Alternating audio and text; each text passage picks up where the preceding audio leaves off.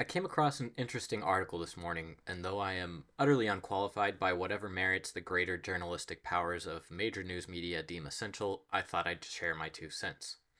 I am, after all, a gamer with around 25 years of experience, if you could call it that, and a longtime fan of the Fallout franchise. I might be alone in this thought, but typically when I come across a video game related article from a major news outlet, I assume it will be, in some form or fashion, slightly out of touch. Of course, there are exceptions, and I always approach them with an open mind, but all too often I feel like my instincts are quickly justified. I'm not saying my instincts are justified when it comes to this article from The Independent titled Fallout is Good, but there's no escaping Hollywood's epidemic of gamer brain. And the reason I'm not saying that is because, in order to feel like my instincts are justified, I'd first have to alleviate the confusion I felt after reading it. When something receives praise and widespread appreciation by both fans and newcomers, it is always just a matter of time until counter opinions pop up to challenge the presiding narrative. Personally, I think counter opinions typically are a positive, a beneficial addition to the overall discussion, so I appreciate the perspective of the author of this article. I just disagree. Or, I think I disagree. Hopefully I'll know by the end of the video. Let me first do my best to summarize the article and its argument. The author begins by rightfully discussing the troubled past of video game adaptations. There is a reason why gamers often groan when they hear that a beloved title is being turned into a movie or TV show. It's because historically, they've been disappointments. However, as the author suggests, there has been an upward trajectory based on some hit titles such as the Super Mario Bros. Movie, The Last of Us, and now Fallout. For the sake of transparency, I'm a fan of all these series, and I did enjoy all these adaptations. But then the author begins their argument, specifically gearing it towards the recently released Fallout TV show. Every piece of production design, from the food being eaten to the weapons being discharged and the music being played, is seemingly plucked from some crevice of the game series, a satisfying wink towards those in the know. The issue is that these little mods don't actually offer any greater depth of meaning or emotional resonance.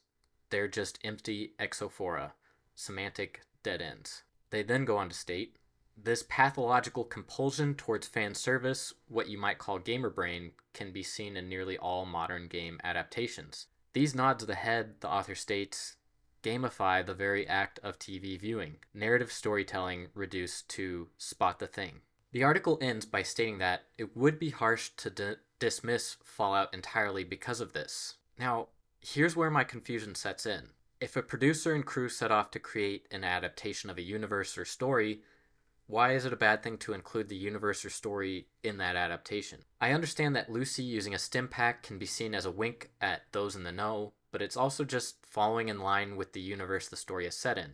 People in the Fallout universe use stim packs when they're hurt. Likewise, using the food being eaten and the weapons being discharged as examples of how the TV and film industry is just trying to cater to existing fan bases, those of us with gamer brain, feels absurd.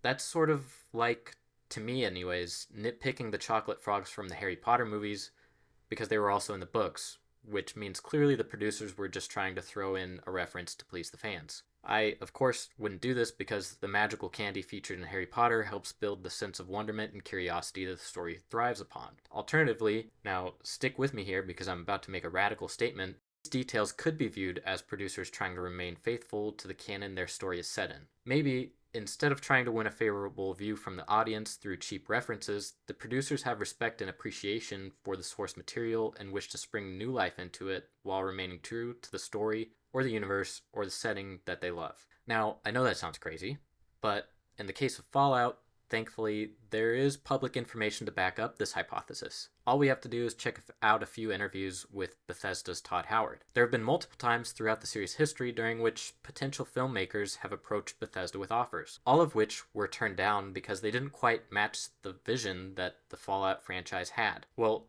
until Jonathan Nolan sent in a pitch. Nolan, who was an avid fan of the video game series, clearly understood what made the world so special and was able to convince Bethesda that his vision was in line with what they were looking for, or, more importantly, in line with what fans would want.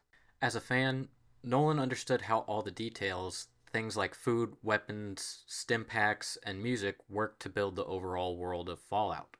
If these minor details that, of course, will only initially be caught by existing fans with a background knowledge of the content, are tossed out the door to avoid this fan service, then why bother with adaptations? If people in the Fallout TV show opened up a bag of Oreos for lunch instead of digging into the juicy meat of a radroach, well, it wouldn't feel very apocalyptic y. And even more importantly, it wouldn't feel very Fallout apocalyptic y. There are countless video games and movies that dive into a post apocalyptic setting, but there's only one Fallout style post apocalyptic setting, and it's very unique. It's a thick slice of 1950s America thrown into the future and shattered by nuclear warfare. Sure, as the author pointed out, the music being played is seemingly picked from the crevice of the game series, but when you have a setting where 1950s Americana is central to its development, then what other music are you going to play if not American music from the 1950s?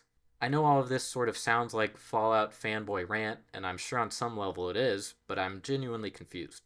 Fallout received praise from both existing fans and newcomers alike. It presented likable characters, an interesting story, a handful of humor, and yeah, it remained true to its source content. The final two sentences of the article state, at a certain point, it becomes immaterial whether or not Fallout is a great video game adaptation.